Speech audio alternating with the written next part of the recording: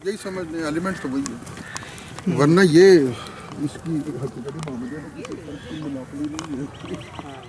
ये जी गांव का नाम है कतलोही कलां। यहाँ पे चूँकि कत्ल भी सिखों की जंगों में बहुत ज़्यादा हुए थे, इसकी निस्बत से ही कतलोही कलां इसका नाम रख दिया गया। ये बेसिकली के साथ वाले तीनों चारों गांव कादीवेंड, तरगा और कतलोही कलां, ये यहाँ पे डोमिनेटिंग पावर जो थे वो सिख थे। और ये जब पार्टीशन हुई है तो ये पाकिस्तान के हिस्से में आ गया। यहाँ से काफ़ी ज़्यादा तादाद में जो थे सिख जो है वो हिंदू वो मूव करके साथ खेमकरन है साथ वहाँ पे चले गए। तो कुछ अर्सा पहले भी वहाँ से अभी कुछ बंदे आए थे जो कि अपने आबाओ अजदाद की हवेली वगैरह देख के गए हैं। तो ये बेसिकली ये माता देवी का मंदिर इसे कहा जाता है। तो ये इसके सारे ये 5-6 एकड़ ज़मीन इससे की मंदिर की हिस्सा था। और यहाँ पे काफ़ी ज़्यादा इन्होंने कोई बनाए हुए थे, पौंड भी था, वो पौंड रास्ते में है। और इसके अलावा उन्होंने लंगर का इंतज़ाम भी यहाँ पे किया हुआ था। वो सारी ज़मीन डिमोलिश हो गई है। भी आप गौर करें तो वहाँ पे वो गणेश की तस्वीर इमेज बना हुआ है। इसी तरह इसके अंदर भी जो है वो भी काफ़ी ज़्यादा जो है ना पेंटिंग्स बनी हुई हैं और हिंदी में लिखा भी हुआ है। 1932 या 30-32 में ये कंस्ट्रक्ट हुआ था। ये क्योंकि ईंट भी है, ऊपर अंदर डेट्स वगैरह भी लिखी हुई हैं। हो सकता है रिकन्स्ट्रक्ट किया गया हो, बट इसका कोई डॉक्यूमेंट्री ये किसी बुक में भी डॉक्यूमेंटेड नहीं है। इसको बाद मैंने अपनी बुक में डॉक्यूमेंटेड कर लिया है, उसके अलावा ये किसी चीज़ में डॉक्यूमेंटेड नहीं है। ये सारी पेंटिंग्स देखें, वो देवी नाच रही है, वो ये सारी बनी हुई है। ये देखें ऊपर सारा पेंट हुआ है। ये हिंदी में कुछ इसकी वो डेट्स वगैरह लिखी हुई हैं। यहाँ पे भी हिंदी में एक वर्डिंग लिखी हुई है, इधर भी लिखी हुई है। यहाँ पे थोड़े से भीड़ है तो ज़्यादा ध्यान कीजिएगा। आर्ट में यही मंदिर बना हुआ है। अच्छा, ये आर्ट में मंदिर बना हुआ है।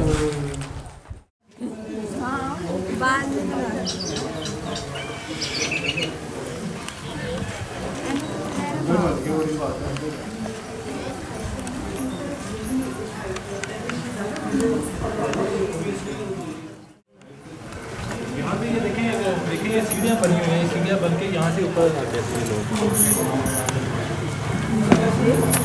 और यही सीढ़ियाँ ऊपर जाती थी। ये ऊपर वाली यहाँ से ऊपर।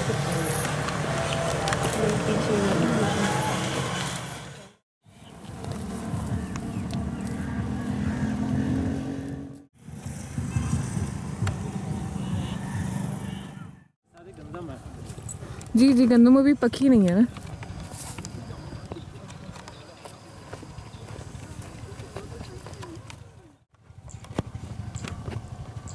आप देख सकते हैं ना, दो तरह की होते हैं।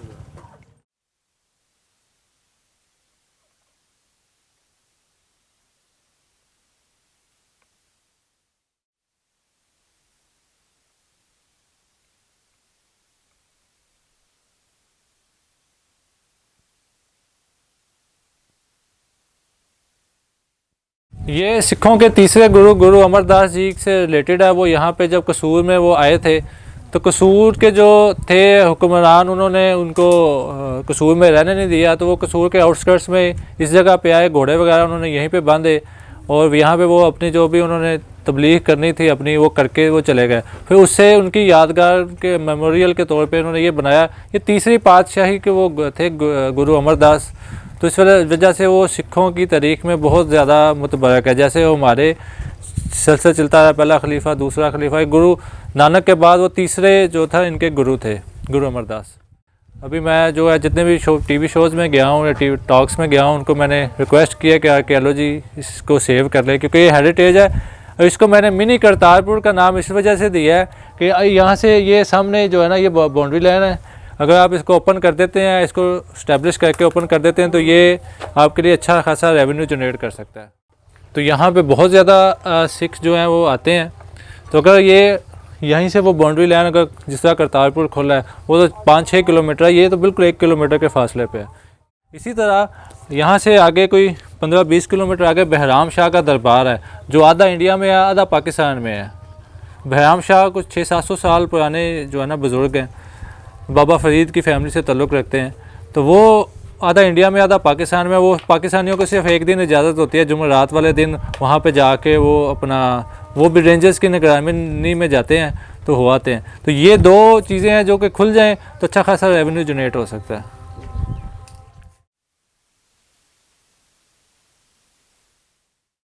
बाबा कमाल चिश्ती के बारे में कहा जाता है कि इनका असली नाम काजी शुएब था।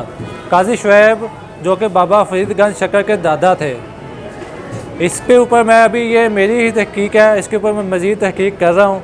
ये निज़ामुद्दीन औलिया से मुझे लिंक मिला है उसके सजादा नशीन से कि ये इनका असली नाम काजी शुएब था। ये शेरशाह सूरी से भी पहले जो ख़ानदान लोधी था वो उस दौर के से ताल्लुक़ रखते हैं, या उससे भी पहले अगर काजी शुएब है तो ये महमूद गज़नवी के दौर से यहाँ पे बेस्ड है। अगर ये काजी शुएब नहीं है तो फिर ये लोधी ख़ानदान के दरमियान में है। ये कसूर की एक्चुअल हाइट थी। ये कसूर का असल शहर जो था वो आप अगर देखेंगे यहाँ से वो जो एंड नज़र जाती है वो रोहेवाल कसूर का पुराना गांव और सबसे पहला शहर रोहेवाल था। रोहेवाल से यहाँ तक ये शहर था, ये बाद में आबाद हुआ है। ये सतलुज का ब्यास, दरिया ब्यास जो कि अब बंद हो चुका है, मर्ज हो गया है सतलुज में, ये उसका किनारा है जिसके ऊपर हम खड़े हैं। तो कसूर सैलाब की वजह से ये तबाह हुआ, तो ये सारी जो है ना फ्लड की वजह ये दरबार बचा रहा है। दूसरा ये यहाँ पे अकबर के दौर में जगीर दी गई राजा कुलप्रीत राय को कि वो उसने यहाँ पे किला बनाने की कोशिश की है, मगर वो किला जब भी बनाता दरबार की हदूद में जब भी आता वो किले की दीवारें गिर जाती थी, तो वो किला नहीं बना सका। और इसके अलावा ये भी था कि वो उसके जुल्म से तंग आके लोगों ने बाबा जी से कहा था कि दुआ करें, तो बाबा जी ने कोई ऐसे प्याला उनके हाथ में था, वो उन्होंने ऐसे उल्टा दिया। तो ये एक मिथ मशहूर है कि बाबा जी ने जैसे प्याला उल्टाया थोड़े अरसे बाद कसूर भी सारा ऐसे उल्ट गया। तो ये डॉक्यूमेंटेड चीज़ें नहीं है, बट वो वर्ड ऑफ माउथ लोगों का चला आ रहा है उसके हवाले से। पाकिस्तान आर्कियोलॉजी या पाकिस्तान औकाफ के पास बाबा जी के बारे में कोई ऑथेंटिक इन्फॉर्मेशन मौजूद नहीं है। जो भी मैंने रिसर्च की है वो अपने रिसोर्सेज से किया है, आर्कियोलॉजी से कुछ भी नहीं मिला।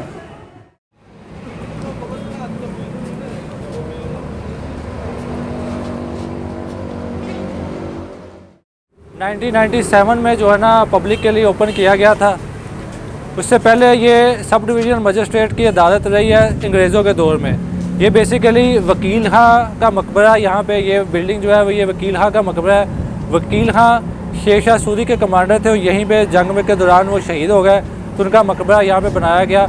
ये बिल्डिंग अकबर या शाहजहाँ के दौर में से किसी एक दौर में बनी है।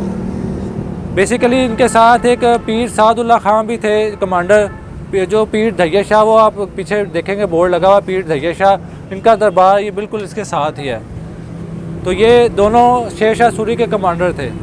उनका असली नाम सादुल्ला खां था, ये वकील खां थे। तो ये पहले तो मज़ार ही रहा, बाद में जब सिख आए तो उन्होंने इसको एज ए गुरुद्वारा भी इस्तेमाल किया। सिखों के बाद जब अंग्रेज़ गवर्नमेंट आई तो उन्होंने ये सारी जो है ये इमारत बनवाई, कमरे बनवाए। इन सब कमरों में जो एक्सपेंस हुआ उसका जिक्र मैंने बुक में भी किया है।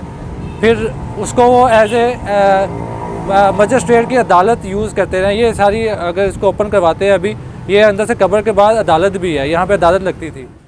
जो मिस्टर स्टील थे उनकी बीवी में अपनी बुक में लिखा हुआ है कि मेरे जो मियाँ थे वो कब्र के ऊपर मेज़ रख के वो अपनी ऑफिस का काम किया करते थे। जब 1875 में फ्लड आया तो ये वाहद एरिया था जो बचा रहा क्योंकि ये ऊंचाई पे था। तो यहाँ पे ही वो एनी स्टील ने मेंशन किया कि मेरे घर के बाहर कोई मुसलमान पीर और हिंदू साधु आए थे जिन्होंने नंगे होके यहाँ पे दुआएं की थी कि बारिश हो गई, खुशखसाली बहुत थी। फिर वो इतनी ज़्यादा बारिश हुई कि 10 दिन कसूर का राब्ता पूरी दुनिया से कटा रहा। कश्ती आई, कश्ती ने फिर लाहौर और फिरोज़पुर से रब्ता किया।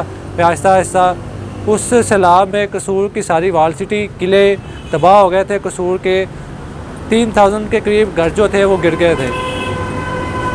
तो कसूर पहली दफ़ा इंटरनेशनल न्यूज़ में आया था जो सिडनी टाइम्स में पब्लिश की 6 नवंबर 1875 को। वो उस न्यूज़पेपर की कटिंग भी मैंने इसमें बुक में लगाई है, उसमें सारी डिटेल लिखी हुई है कि जो कुछ हुआ था। एनी स्टील की बुक है गार्डन ऑफ फिडेलिटी, अगर आप उसको पढ़ना चाहें उसके पेज नंबर 55 से लेके ऑनवर्ड्स सारा उसने लिखा हुआ है कसूर के बारे में। शुक्रिया। ये जी ले ये देखें वो कमल के फूल वहाँ पे भी बने हुए हैं। है तो दरबार ये इतने पुराना नहीं लगता। ये 60 में बना था। हमारे सारे प्यार मोहब्बत से शुरू होती है फिर सिलसिले बन जाते हैं। 1960 में बना। 1960 में बना। ये इसके डेथ के बाद मुसलमान औरत से अच्छा मुसलमान बने फिर आपके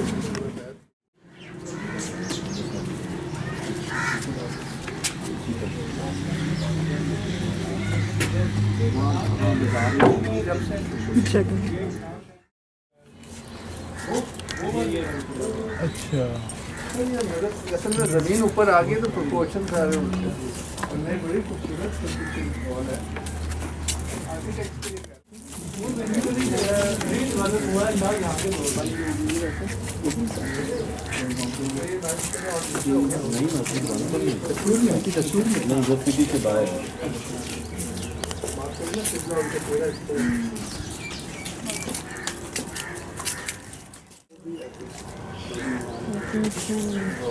ये कितना प्यारा है। यही फूल उधर तुनीस में लगा हुआ है, यही पौधा है। इन्होंने शहीद लिखा हुआ है या इक़्तिदार के लिए दुनिया में शहीद होता है कि नहीं।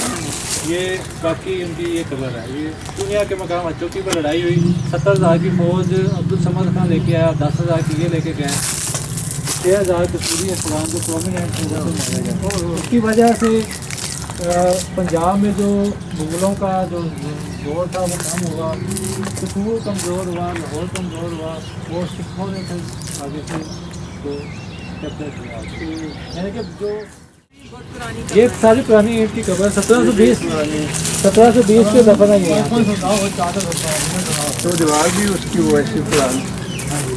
ये बेसिकली अफगान शहीद जो है ये इन्हीं की फैमिली से थे। ये आगे अफगान शहीद के कुछ बांधे भी पीछे हैं। देखो इसकी फैमिली थी ना सारी। आगे अब रजिया सुल्ताना की कब्र है यहाँ पे।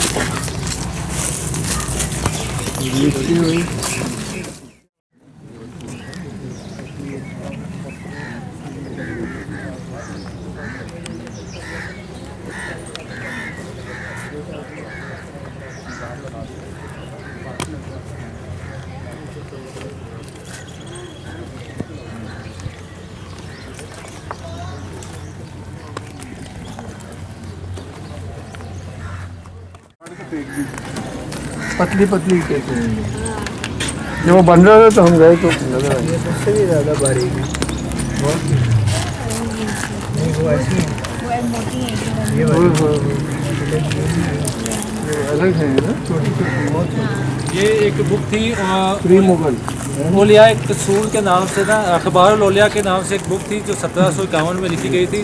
तो उसमें भी जिक्र है कि एक शहजादी की कब्र, उसमें 1761 में जो बुक वो आई थी ओलिया अखबार ओलिया, उसका स्क्रिप्ट सिर्फ एशियाटिक सोसाइटी जो है वो कलकत्ता में पड़ा है। वो उसका स्क्रिप्ट वो है भी उसमें पर्शियन में, वो मिल नहीं सका। वो एशियाटिक सोसाइटी कलकत्ता में पढ़ा है। तो उसमें लिखा हुआ, उसके ट्रांसलेशन में मेरे पास पहुंची, उसमें लिखा है एक शहजादी की कब्र। तो ये शहजादी रजिया सुल्ताना जो कि बठिंडा से भाग के वो इस साइड पे अपने गुलाम के साथ आई थी। वो के बठिंडा वाले कहते हैं वहाँ पे कब्र है, एक जगह पे और भी कब्र के दावा करते हैं, पर ऑथेंटिक जो हमारी रिसर्च के मुताबिक यही कब्र है। यही लगती है जी बठिंडा वालों को। बाकी लोग भी देख सकते हैं, ये उनको मना है। 700 साल शुगर वाले जो मरीज हैं